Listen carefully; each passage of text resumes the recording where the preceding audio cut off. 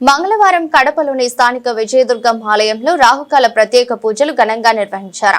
ఈ సమయంలో కడప జిల్లా నుండే కాక రాయలసీమ జిల్లాల భక్తులు విశేషంగా ఇక్కడికి వస్తారు.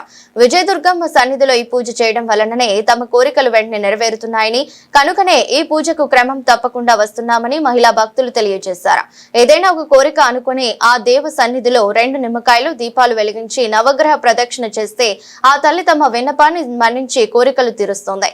ఆ చల్లని తల్లి దయ వల్లనే తాము తమ కుటుంబాలు చల్లగా ఉన్నామని భక్తులు తెలిపారు.